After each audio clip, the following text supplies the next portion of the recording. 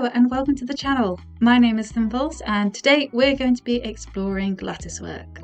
So, what is lattice work? At the basic level, lattice work is a fill stitch composed of a series of long, straight stitches arranged to create a grid. These long stitches are then held in place by smaller stitches known as couching. In this tutorial, we'll cover the basics of lattice work, then explore a couple of simple variations. Next week, we'll explore more creative variations, adding different stitches such as French knots and lazy daisy stitches. In this first square, we'll look at the most basic form of lattice work. I'll be referring to this variation as lattice stitch or couched lattice. So to begin, create a grid using long, straight stitches going from left to right, then right to left.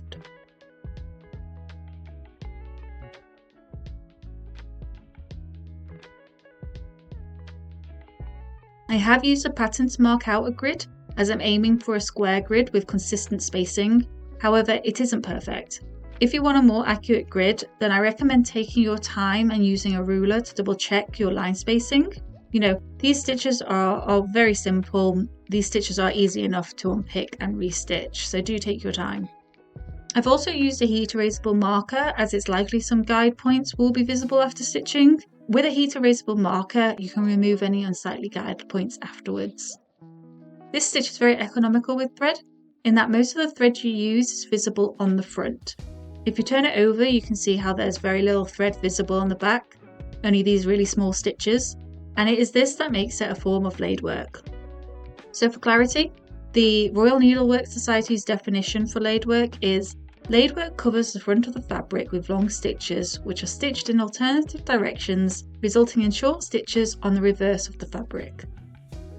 And then the definition goes on to say that the laid work is normally anchored with other stitches, such as the couching that we're going to be looking at. Next, we add couching stitches where any two long stitches intersect. For consistency, stitch them in the same direction and the same size. Even at this stage, there's potential for variation.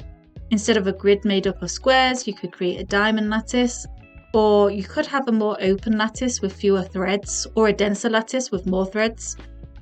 You could change the size of the couching stitches to make them a more prominent feature of the design, or you could use alternating colours. It's really up to you where you want to take it from here. But there you are, there is your basic lattice stitch. From here, all these other samples are going to be variations of this lattice stitch, starting with Jacobean stitch. We'll start with our basic lattice grid again, but this time we're going to couch our stitches with cross stitches at each intersection. I'm aiming for neat, consistently sized cross stitches. To be honest, it's why I've ended up doing them so small in this example. I found it easier to keep my cross stitches a consistent size when using the width of the threads as a guide. It took me a couple of attempts before I was confident stitching larger cross stitches, but as you can see, these larger cross stitches can become a really nice feature of the design.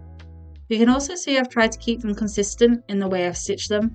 So I go down one line, stitching the first stitch in the same direction from right to left.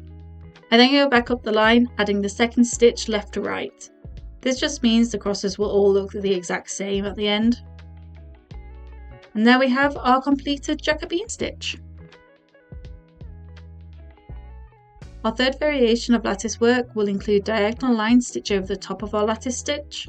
I've seen this stitch referred to as either layered lattice, or the Royal Needlework Society stitch bank refers to this stitch as trellis couching. So I've stitched the basic lattice stitch, but no, I haven't yet added the couching stitches. Before adding them, I'm adding a series of diagonal lines which cross over the grid intersections underneath.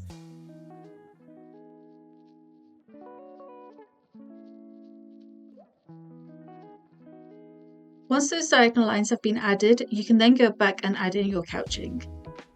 You'll add these stitches where the diagonal lines overlap the lattice grid.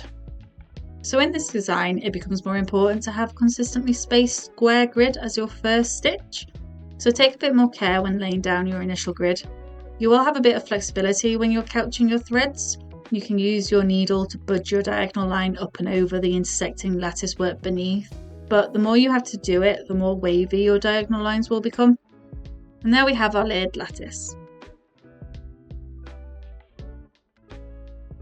Our fourth design builds on the third and adds a second diagonal line, forming a second lattice over the first. This stitch is referred to as double lattice stitch, which I think suits it pretty well. Once again, I've stitched the initial grid and I'm adding the second lattice above it. Also note, like the third design, I haven't added any couching stitches yet to that first lattice work.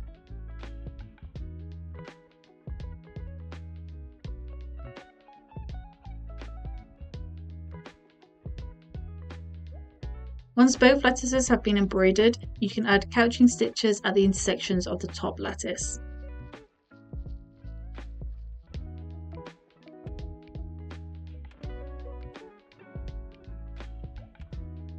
And here is our double lattice. Out of the variations we're exploring today, I think this stitch and the layered lattice before it are my favourites. Both are so simple, but they very quickly create a very colourful and very beautiful decorative piece of embroidery. It's a really beautiful fill stitch.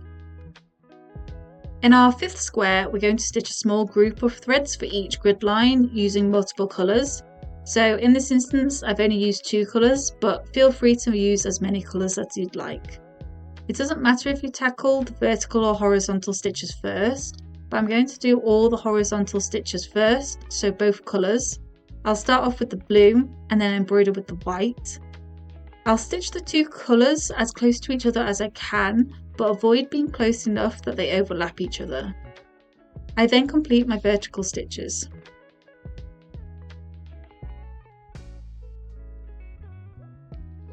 I'll finish this example with some cross stitches for the couching.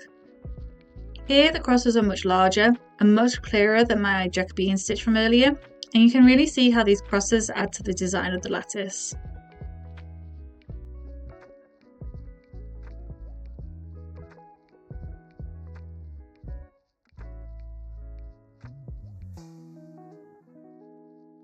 So for our final variation, we're going to create a pattern by varying the distance between grid lines.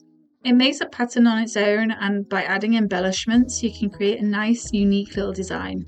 You can see I've gone back and added in more guidelines for this one. Previously, I've rushed and added guidelines in a less thought-through manner, and it ended up being a mess. So I do recommend taking your time when drawing out your patterns or amending them for any reason. It'll save you time in the long run. For the couching, I'm going to use cross stitches once again, but this time I'm going to use 2 different colours and vary the size of the cross stitches so they become a more prominent feature of the design.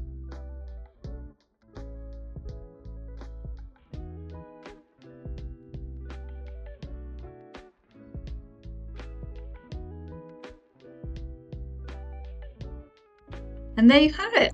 Our latticework sampler exploring 6 different latticework variations is done. I really hope you've enjoyed this tutorial and you're looking forward to giving latticework a try yourself. Thank you so much for joining me. If you've enjoyed the video, please do like and subscribe to the channel. If you've got any questions for me, please do leave them in the comments below. Thank you so much for watching. Until next week, bye bye!